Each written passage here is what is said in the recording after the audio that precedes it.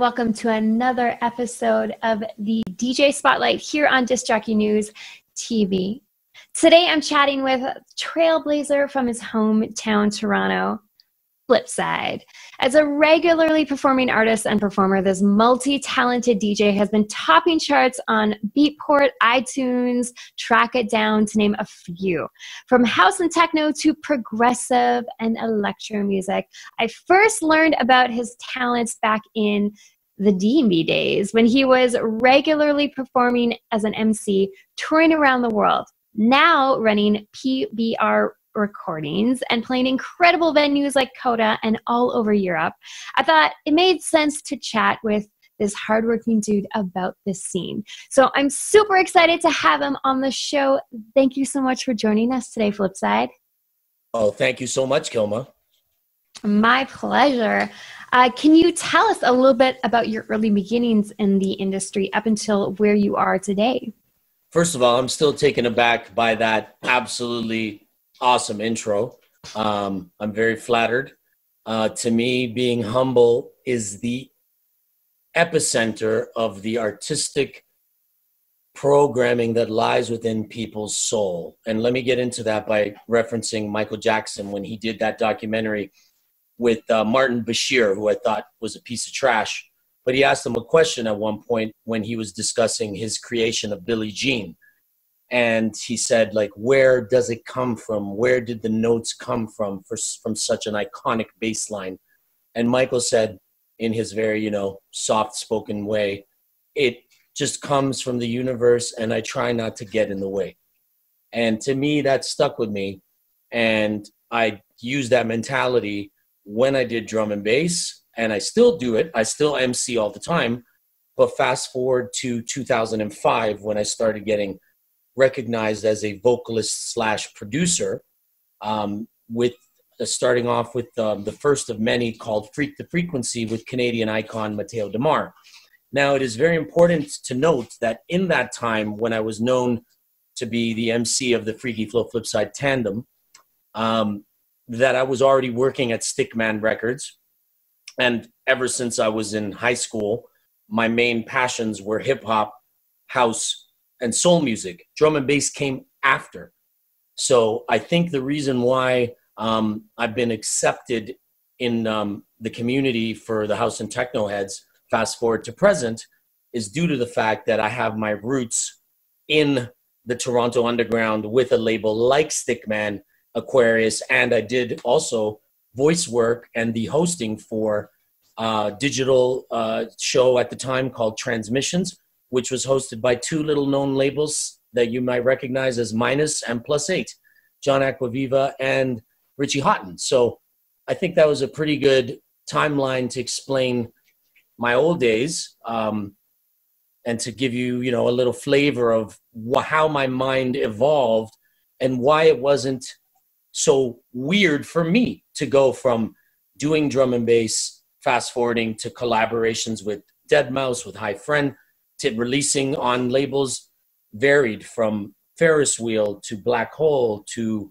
Ultra to Tool Room to even a techno label like Funkin' Deep. It's for me, the art comes first, and I'm just someone who, I'm not trying to be up there with Solomon. First of all, it wouldn't be real, and it's not a dig. Solomon's dope, but I am someone who is rooted in bass, soul, house, jungle, techno, and that's what I do. I love it. It sounds like it was quite the smooth progression for you, considering all of your experiences in the scene. Did it feel natural to you to where you are today, especially with the recording label? That's a good question. Like, how do you feel natural? And I think for me, sometimes you see these artists that switch from techno to house to drum and bass. And in my case, when I remember being in high school and hearing the early breakbeat records and thinking to myself, wow, it sounds like Nas and like Biggie sped up with some little reggae shots and like MCs toasting and with techno stabs, Dan, dan, dan, dan, dan. Now this one is dedicated crew, and you'd have this like little halftime beat, and then maybe drop with a straight 909 kick. And I was like, holy shit, is it techno? Is it hip hop? Is it jungle? What the fuck part of my language is this music? And I think for me, I've applied that to what I do as an artist from day one, because I feel a connection with all of it. Yeah, absolutely. And coming from Toronto, like from my experience, just meeting you, you've always been such an easygoing, humble guy. You're very easy to get along with, regardless of... I don't know if everyone would agree with that. Well, I feel like you radiate a lot of positivity and you stand up for what is right. So, yeah, it kind of, I guess it makes me think about building community. And in your opinion, how important is it to build up your community? How can people get involved in their scene and what's going on in a way that is authentic and still true to themselves? Okay. Tying my career back in with the last question you said, and I'll use it to reference with, to use as a reference point for my present day. For me, for example, right now I'm in the home of Arturo Duro III, one of the most respected producers, artistic visionaries in Canada, to be featured in The Source, Double XL, to get featured on Vice, and to call him my friend. I'm here in his home right now because we bond through art and design. Now, when I started doing the MC thing, it's because I had friends in high school that would DJ, and sometimes I would use my voice to help cover up mistakes they made. I always had the vision to always want to captivate and also elevate my DJ friends, whether they were male, female, gay, straight. I've never looked at it that way. I've always had this mentality. If I'm up there to MC for Freaky Flow, if I'm going to do a freestyle on the Tit CD, like I met this boy when I was 19 years old, and like try to throw back, I want to make people look at them as the focal point. That's even what I do as a DJ. I try to showcase my art without shitting on other producers that I respect. I've had that mentality ever since Stickman, believing in, cultivating and elevating your friends and counterparts and acquaintances within your community from all walks of life, because it's important to enrich the culture. Now, I use that mentality when I worked at Stickman, when I was on Energy 108, when I worked with Hatiris forming Melvin and Klein. We still have projects, but right now we've been focusing on our own stuff. And, every time if we want to come back together, we will, whether I'm working with him or Daniel Dubb or Freaky Flow, or fast forward to present with my duo, Revito and Nolan, with Chris Vench. And, we've appeared on labels such as Ferris Wheel. Shout out to Gene Ferris. We've also been, on labels like Moody. When I was DJing and doing drum and bass, I never thought I'd be on Moody, which is Bad Boy Bill's tech house label. And I'm on there with people like Harry Romero and G-Flame, one half of the Advent. Like, I've been able to work with people from all these walks of life and different countries and ethnicities. It's pretty cool. Crafty Cuts and Decline are friends I call homies. And I've managed to collaborate with them and work even with people like Lush or Marcus Visionary. So my whole career has always been about building relationships, even unreleased projects that people don't know that I have with MC Navigator. I mean, to be able to call these people friends, but also allies, it's what I believe every person in the community should adapt. Because when John Norman moved to Toronto, and he's a Winnipeg native, I looked at it as, wow, here's a guy that's signed by Kevin Saunderson, Todd Terry. He's moving to my city. He's a fellow Canadian. That's there. But what is also there is, wow, a fellow Canadian who's making world-class music that is being acknowledged by someone like Kevin Saunderson. So I believe, man, woman, whatever your gender, that doesn't matter. You need to inspire and build bridges, because music really is a way to find peace, not to get preachy, and a middle ground in a very strange time that we live in, where, for example, I'm left-leaning, and I believe in I guess you could say I'm progressive, socialist, but I also have some conservative views. So I think in the sense where, respect your elders, have some like a moral compass, respect people regardless of walk of life. I think having some of those family values, which are deemed, passé, are important to keep the structure of society in place. Now, some people might say, well, are you like right wing? No, I think people deserve health care. People deserve a right to a job if they're the best qualified, regardless of what background they have or sexual preference. That's irrelevant to me. So I have that same mentality in my music, building bridges through my label, through my gigs, and through meeting people such as yourself. You say it's positivity. I say it's enjoying the human experience. Sorry, I'm Italian. I like to talk with my hands. Oh, no. I'm French and I talk with my hands as well. You do. That's why we get along. No, I really enjoy what you're saying. Thanks. Because what I hear is like, it's about amplifying one another, right? Totally. And I literally just made a status about when we amplify others, we amplify ourselves, right? It's that we showing that likeness to them, where we kind of draw that right back onto ourselves. So yeah, it's positivity, but it's also making spaces for others. And I really like that you mentioned a lot of this stuff, because I mean, we just talked to Cloves of Obscure Recordings or like their techno label, and trying to build spaces for the queer community, for women, for LGBTQ. So yeah, right on point. I agree. So with that being said, because, no matter who you are, we all run into adversity. Yes. What advice would you give struggling DJs and producers? Maybe it's a mindset thing. Maybe they feel like they're hitting a wall with their production or landing gigs. What advice might you give them? Okay, fair enough. Now, I want to talk about a story which involves Winnipeg. Yes. So I remember way back in the day when I'm there with Steve, there was this MC, which I won't name, and it doesn't even matter because I wish him well. So he comes to the Pyramid Cabaret, and I'm going to use this the mentality not to have. So it doesn't even really matter because I don't know what Dave Double is up to, but respect to him. May the universe bless him, and if he's got a family, that's great. But I'm going to use an example, and with all due respect to him, that this is the mentality I've never had.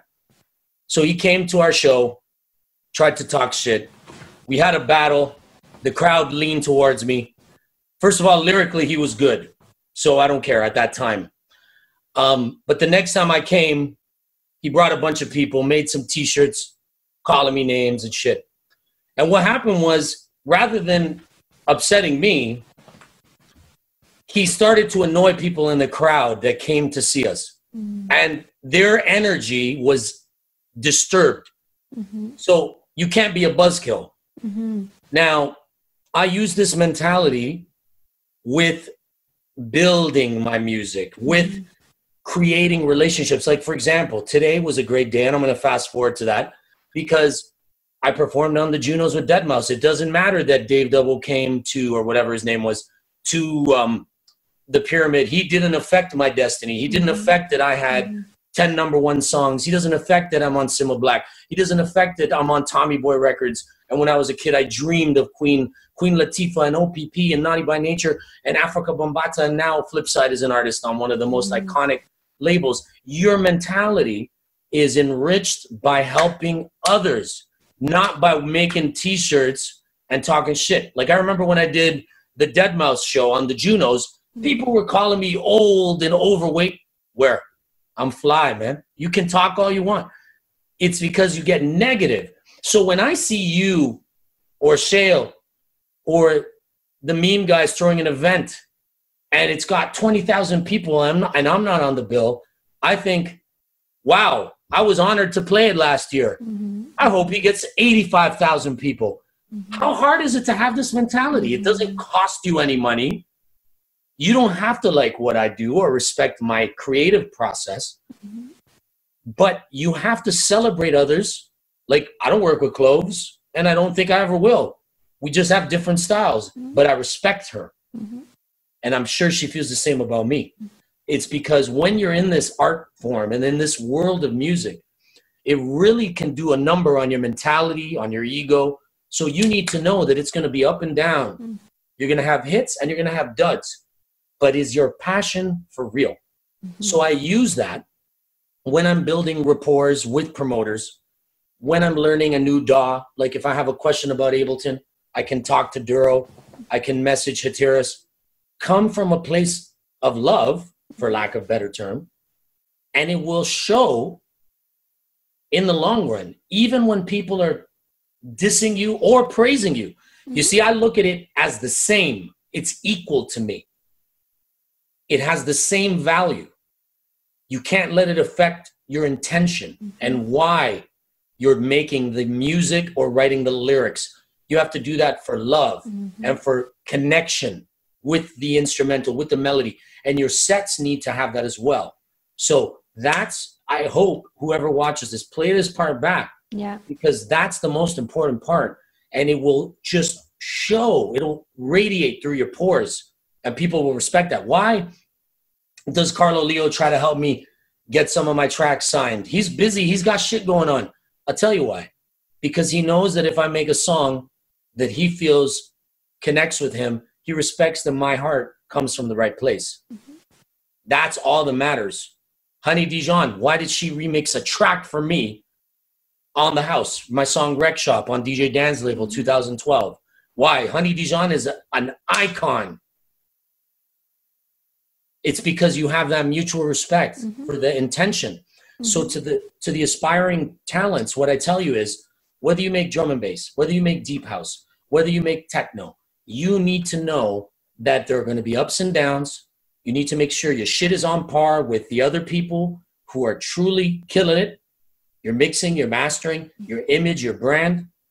Yes, social media has evolved things, but the good music must still exist. That's never going to change. I really, like you said so many amazing things, but one of the things that really stood out to me is whether somebody is saying something negative or really positive, like it's the same. It doesn't matter. And I think that's so important because sometimes we are waiting for somebody to acknowledge what we're doing in order to be like, yeah, I guess I should keep doing it. And well, I used to be like that. Yeah. I used to worry about what people thought. Like, I mean, it's normal. It's human nature. Yeah.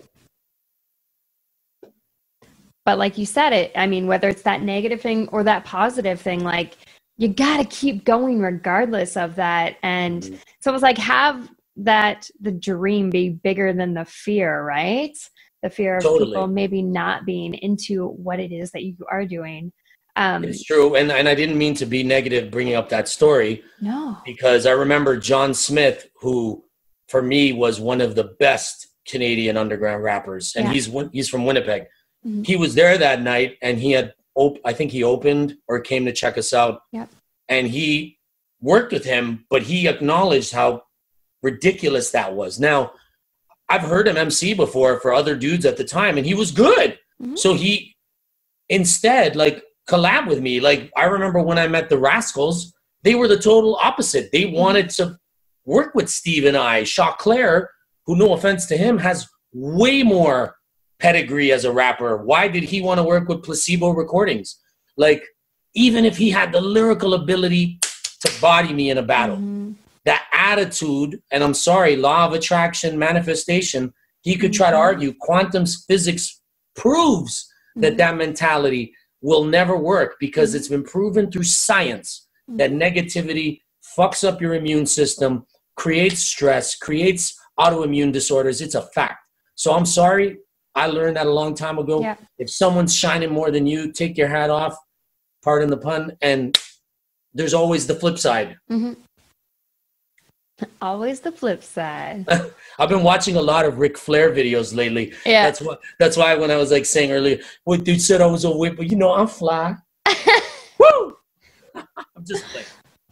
Oh man, I as soon as you know my sense of humor though, so you know I'm like sarcastic. Yeah, I love it. I love it. I'm sure Maddox is sad right now. He wants you to be dancing with him. Oh,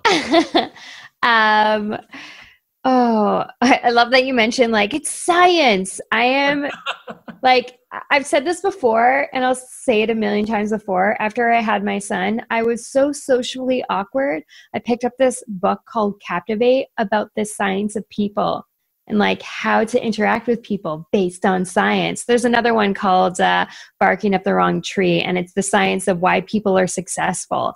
And it's just so incredible when you use science in running your business more efficiently and positively. I really do. Yeah. I remember when Carlo Leo gave me his demo. It was we went to go see, and I'm not one who hides my being proud to have an Italian background. I remember doing a track with Disco D, the late great, father of ghetto tech from Detroit, and we did a song called Got Me Freaking Out. Girl, I know what you're about. And then he's like, yo, you should rap in Italian. So I'm like, ascoltate, signor Peri, up in the party, per gente che amano festa, ritmo latino nella discoteca, vieni qui per uno momento. And I was just like flipping it. And he said to me, he goes, that's what you got to do, man. You got to just do you. And this guy was insane. I remember the first time I met him, rest in peace. It was at the Miami Music Week, and I was hanging out with Diesel Boy and Bad Boy Bill and Dara, and we were hanging around by the pool, and it was a freaky flow, and we started talking about what then became NAFTA, which birthed the Northern Touch remix.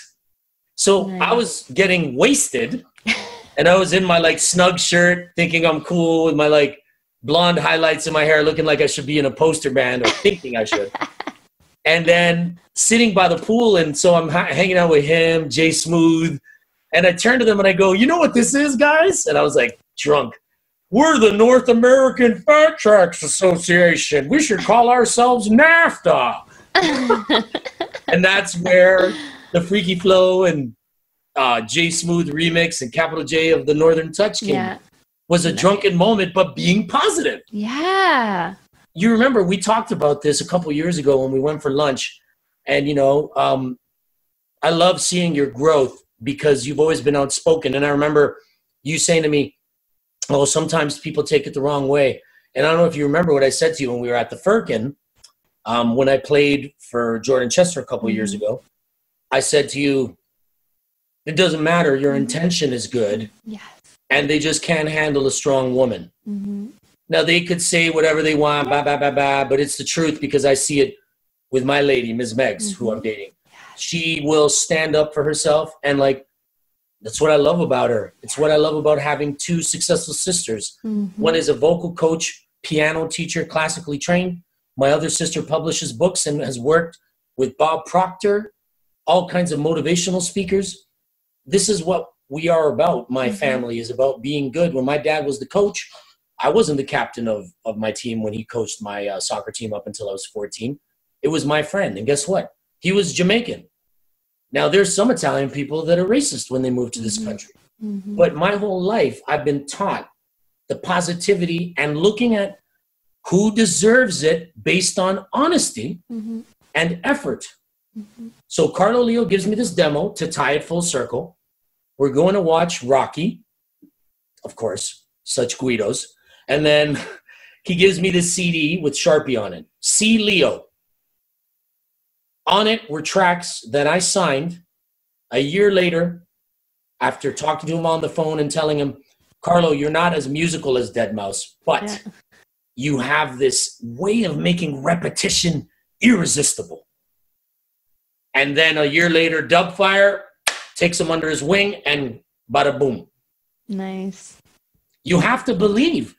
I've met kids at parties just because I give them the time of day that have gone on to become absolute stars in underground music, in also EDM, Zeko and Torres. They used to come talk to me when they were 15 years old. Now he did Jackie Chan with Post Malone. You can't be a hater. Yeah. It just makes no sense. You never know where people are going. He was a kid when I met him, and now he's got a platinum song. Yeah. Like, hello. Oh. Sorry, I was getting heated. I was getting excited. Yeah, no, I love it. I love it. It's like when my voice goes up a few octaves, I'm getting like, oh, man. Well, I hope people are taking notes. They'll probably have to watch this again and write down more. And, oh, I missed that. I missed that. Yeah. This has been such a wonderful interview. I wanted to end it off with any upcoming projects, releases, gigs, anything you want to talk about. Awesome. That's coming up for you. Okay, well, you know, I'm really glad that this interview didn't go in the direction of just talking about Flipside, Freaky Flow, blah, blah, blah, blah. Tell us about Hi Friend. It's like I like that I was actually trying to help others get motivated. Yes. So now it makes sense to say what I'm working on, but I don't really fucking care about that other stuff. If people have questions, they can message me on my Facebook page. I just want people to know that I have struggles every day and like I deal with shit. But this year I was able to have a top 20 release on Sima Black. I was able to get signed by Tommy Boy Records. I was able to get signed upcoming. These projects are upcoming. Billy Kenny's label, This Ain't Bristol. I've got an amazing song called Machines. And honest to God, it's amazing. It's coming out with Dylan Nathaniel and the legendary Golf Clap from Relief Records and Tool Room. Then I'm also working with this gentleman here who's going to jump into the frame for a second. The legendary Duro III. Yep. Show your face. Here he is. Arturo, say hi. This is one of the most gifted at my Instagram artists and graffiti writers you'll ever hear and see. Check out his pieces on Instagram. I'm working with him. We're doing a crazy like electronic hip hop experimental album together. Then I've also got some new Revito and Nolan tracks coming out. A new collab with Ghetto Blaster. And I'm excited to be on these labels like This Ain't Bristol, Tommy Boy.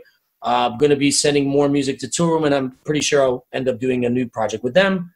Ferris Wheel. But if you ask me what's one label you'd really like to be on, I really think I'd like to do a project to come out on Tiga's label.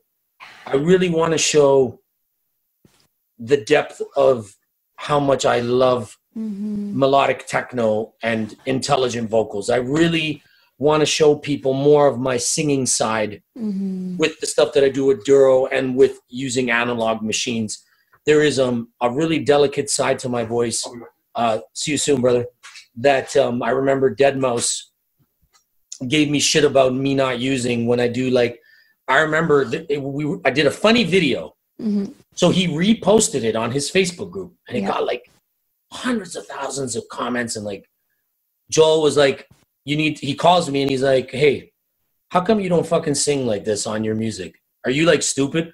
And you know, he's very sarcastic. And I'm like, what's your problem? He's like, if you have that ability to do stuff like my song So Fly, why don't you use it more often? And I'll be straight up because I want people to understand. Because I was worried about how it was going to be perceived to me being up there doing stuff like, you know, do you want my autograph? And like trying to show this more delicate side because it is something that shows more vulnerability. Now, this is where I want to take my current projects, why I'm pushing myself with the release on This Ain't Bristol, with the release on Tommy Boy, and why, and you heard it here, I would love to start blessing some drum and bass again. Yeah. Because I feel that I've reached a level of respect in the house and techno community, having worked with Eclipse, having worked with Proc and Fitch, having worked with Carlo, having worked with, Laid Back Luke, having worked with even some of the more underground artists like Simon Doty. I just want to push myself into some uncharted waters and really try to further that. That is my objective in the next 6 months. And then if you are an MC, if you are a singer and you'd like to reach out to me, I would love to perhaps hear what you got, because I see myself going into management in the next 10 years and helping develop artists. I really believe in transparency and being positive. So reach out to me if you want to connect. Yeah, we will link you guys up with his contact information. Oh, I'm so excited for you. I'm always more productions. Yes, I'm always following your Instagram videos and all the new tracks coming out, and I'm just like, oh, it's so inspiring. It's so wonderful to see you doing all these amazing things. It's hard though. I'm not gonna lie to you. It is. It's hard. Absolutely. Because I used to suck on DAWs, but I had to learn Logic, and then Hatiras was like, man, you got to get more proficient on Ableton. And to be honest with you, I'm really glad that these amazing talents, like tomorrow I'm going to be in the studio with Daniel Dubb. We've already got 2 tracks. Daniel Dubb is on Get Physical. Desert Hearts. It's incredible to see this spectrum of people from the most, let's be real, purist labels to the most commercial, all at some point or another saying, you know what, Flipside, we respect your work. And you know what, to me, that's more important than going platinum. Because it means that my heart comes from a good place. So if you're an artist that has that mentality, sorry to interrupt you, by the way, then let's go. Let's make this shit happen, man. Yeah. Well, because I remember I was in Atlanta, and again, sorry to interrupt you, and it just popped into my mind. It was Armani Rain, who's incredible over drum and bass. He's incredible. And he came up to me, and we were going back and forth, and man, he just was like laying me out. And I had to step it up. And then Freaky Flow was like, yo, dude, I've never heard you go that fast. Like, the harder he went up. And that night, I'll tell you, man, I took my hat off to him. He was sensational. And I told him, I go, you're on to great things. And look at where he is now. You know what I mean? And I'll never forget another time with Sharpness and Messinian, okay? They told me, and I remember the party. I'm getting goosebumps. Look at that. I'm getting goosebumps. This is why you got to keep it real. Keep it 100. Okay, look at those fucking goosebumps. This is crazy. So Messinian was killing it with Diesel Boy. And I was just chilling there in my Juventus jacket because I'm a soccer-obsessed idiot. And Messinian's like, yo, dog, I remember when I saw you at a Sweat in D.C. in 99, and you were just up there, you were wearing this Italy soccer jersey, and you were spitting flames, scratching with your voice, singing reggae. And I was like, yo, this white boy, he's not scared, and he's from Canada. You got to understand, these guys were from the hood, legit, of Philly. So he told me, because he's half Italian, half Argentinian, good-looking dude. I love Messinian. He was like, that was the day I realized I should be proud of my Latin heritage and just rep it the way I want to, and fuck imitating UK MCs with a fake accent. Do you know how much that meant to me? It was crazy, because I look at these guys as right now in drum and bass, and I'm going on record saying this, I can kill it on house and techno and on hip hop because that's what I focused on. I got to shake the ring rust over my DMB. I can host the party, but I need to like evolve my flows a little bit to bring it into circa 2019. So to hear Armani Rain when he comes to town, it keeps me on my toes. And you have to be okay with that. I don't think I'm better than anybody. I think that what we need to do is just show appreciation and remember these moments and not look at them as a victory, but look at them as a life lesson. So I hope people get that from me today. I think that they will. I hope they do too. But yeah. That's what you represent with me. Every time I see you, you're growing. Yeah. To see you playing with Mark Grimace is awesome because he's a good dude. So. He is such a great dude, and we're totally going to interview him. He's a legend in this city. I'll tell you that right now, man. That would not surprise me. And for the short amount of time that he's been here, well, I guess it's been a while now, but for the short amount of time he was here, he was just slaying it. And I mean, he's just, I can understand why the two of you get along so well. Well, he gave me a chance when I was a 18-year-old punk kid. I'll never forget it. Yeah. And he was like, he told me straight up, he's like, don't overdo it. Don't talk over everything, but just introduce everybody and just be chill and just kind of attach us to the crowd. And those little lessons from him and the late Don Burns, they really created this mentality in my mind that I remember even hearing from some of your fellow ravers in Winnipeg saying to me, I hate a lot of MCs, but you will put the mic down, let Steve do his thing for 25 minutes. It makes sense to me. Like, how is, I mean, I don't get how that's a compliment. It's like, I get it and I appreciate it in the sense that they're saying something nice. But to me, if you're playing a drum and bass set, next time I come to town, let's fucking do it. And I'm emceeing for you while you're mixing and blending and working the EQ. Why the fuck would I talk over that? I don't get that. It makes no sense to me. Yeah, I really like that you say that, because like a lot of the people that follow the Disc Jockey News channel are MCs as well. Like they're master of ceremonies for wedding DJs, or sorry, they are wedding DJs. Yeah. And so they have to know how to do that properly. Thank you so much for talking to me today on the show. It's been an absolute pleasure, and I picked up a lot more information, I know, for myself. So I'm going to have to watch back and write notes. For the rest of you all, let us know in the comments below what you thought of the interview, anything that really stood out to you. Until next time, don't let no one kill your vibe. Awesome.